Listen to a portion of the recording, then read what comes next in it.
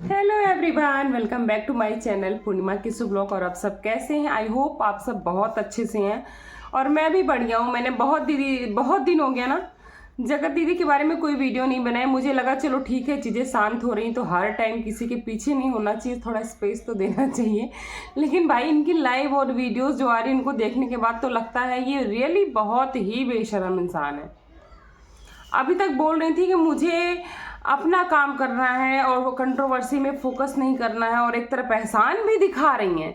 Comments on कर दिया, पर अपने पब्लिक को इतना बेवकूफ़ बनाया कि उस लाइव में लाख लोग देख रहे थे। उस लाइव की वॉचिंग देखना, व्यूज़ देखना लाख से ऊपर है, और उसमें कमेंट्स कितने हैं? 700 600।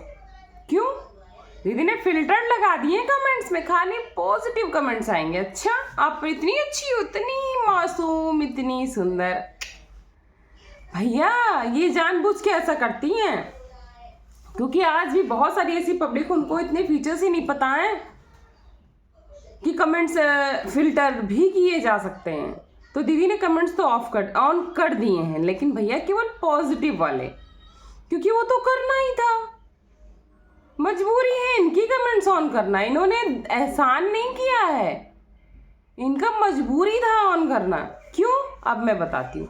क्योंकि इनके व्यूज़ बिल्कुल गिर गए थे, बिल्कुल डाउन हो गए थे, और उसके बाद जब व्यूज़ डाउन हो गए थे तो वॉच टाइम नहीं जा रहा था, अच्छा एंगेजमेंट अच्छी नहीं जा रही थी, डॉलर भी नहीं ढंग के बन रहे थे। इस सिचुएशन में लाइव बढ़ानी थी, कमेंट्स ऑन करना था, और अभी लाइव और आएगी एंगेजमेंट बढ़ाने के लिए, टाइम पीरियड बढ़ाने के लिए। क्योंकि भैया वाईटी ऐसे पैसे थोड़ी दे देता है, वाईटी को भी कुछ प्रॉफिट होनी चाहिए, उसका प्लेटफॉर्म अच्छे से यूज़ होना चाहिए। वाईटी आपके क्रिएटर्स की तरह नहीं है कि जिनको आपने बेवकूफ़ बनाया था। एक टाइम जो आपके पैरों को चूम रहे थे, मत्था तक रखे थे, आपको देवी बना रहे थे, आपने उनके बारे में भी नहीं सोचा। पाजेब बनाने के लिए, पहनने के लिए कितना नाटक किया था इस बंदी ने, बार बार रो रही थी, गा रही थी, उसको पकड़ के चिपकी थी, अपना आगे पीछे पैर कर रही थी, जबकि आपने खुद ही अपनी पाजेब, अपनी पायल पसंद करी थी कि मुझे ये वाले डिजाइन पसंद है भैया, मैं तो यही पहनूंगी। उसके बाद भी इतना नाटक किया था। हाँ चलिए, पाजेब वाली बात आई है तो थोड़ा सा फ्लैशबैक में और ले जाती हूँ मैं आपको। इनका ससुराल में जाना, एंट्री करना, और ऐसा मासूमियत से, बड़े उदास से, पूरे ऐसे दीवारों को देखना, आशीष जी की फोटो को देख के ऐसे उदास हो जाना, और बैकग्राउंड साउंड बज रहा था, चिट्ठी न कोई संदेश, जाने वो कौन सा देश, जहाँ तुम चले गए। रियली उस टाइम ना मुझे भी बहुत हर्ट हुआ था। मैं उस टाइम इनको फॉलो तो नहीं करती थी रेगुलर, लेकिन देखती थी कभी ना कभी। लेकिन अब समझ में आ रहा है, जितना आप शेड दिखा रही थी, रियली एक्टिंग जबरदस्त थी आपकी, बड़ी जबरदस्त एक्टिंग की थी आपने उस टाइम पे। अब पता चल रहा है वो उस टाइम भी आपकी एक्टिंग थी। एक्टिंग में क्यों कह रही हूँ मैं आपको बताती हूँ। उस टाइम में आप फ्लैशबैक में जाके देखना, इनका घर में सचिन का वही वाला मोड बिल्कुल जोरों पे था, और जो ये महल जी हैं इनसे भी इनका चल रहा था लव लपाटा।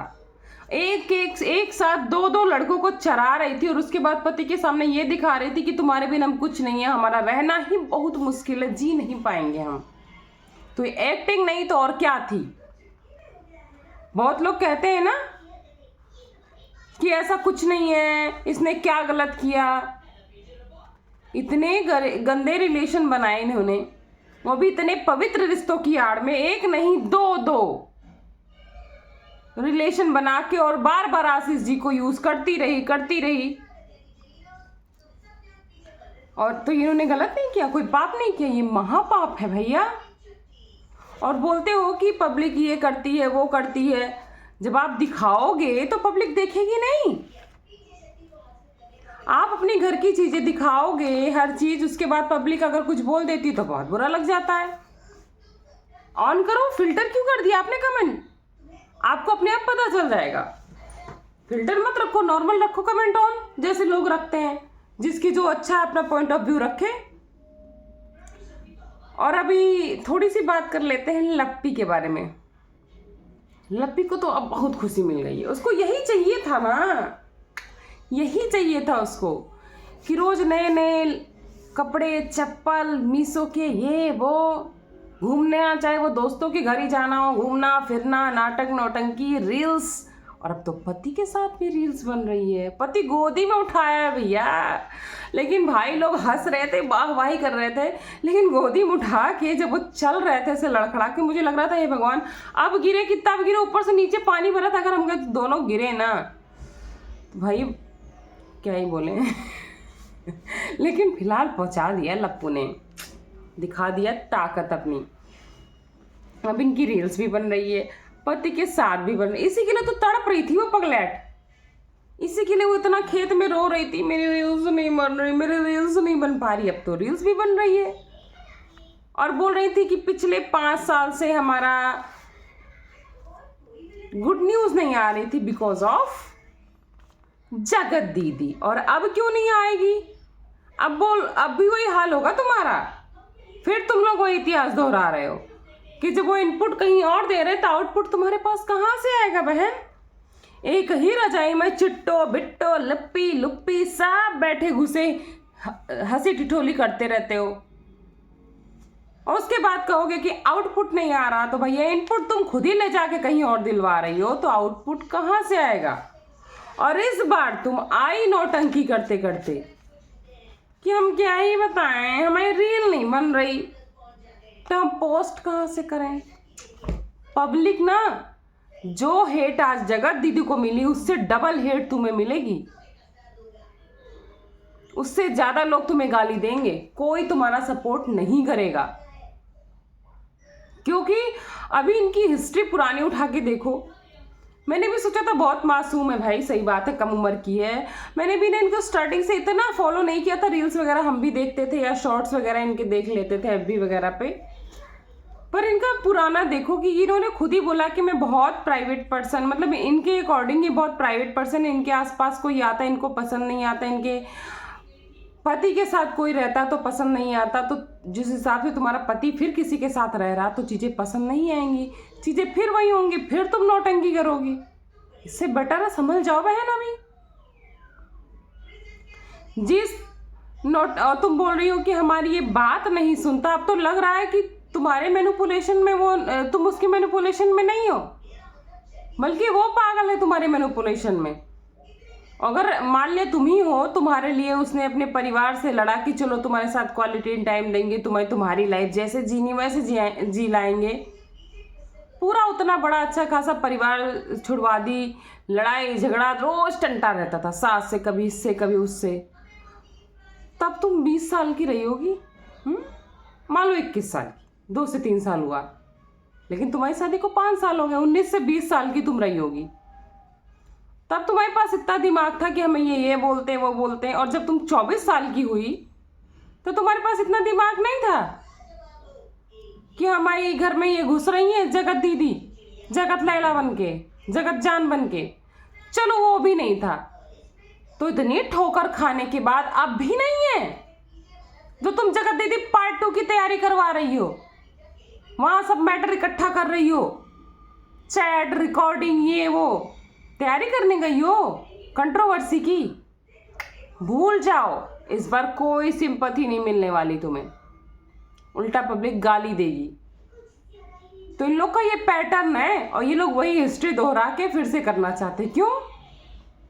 नॉर्मल वीडियो पे व्यूज नहीं आते हैं, नॉर्मल वीडियो पे डॉलर नहीं बनते हैं। क्यों लप्पी? सही बोला ना,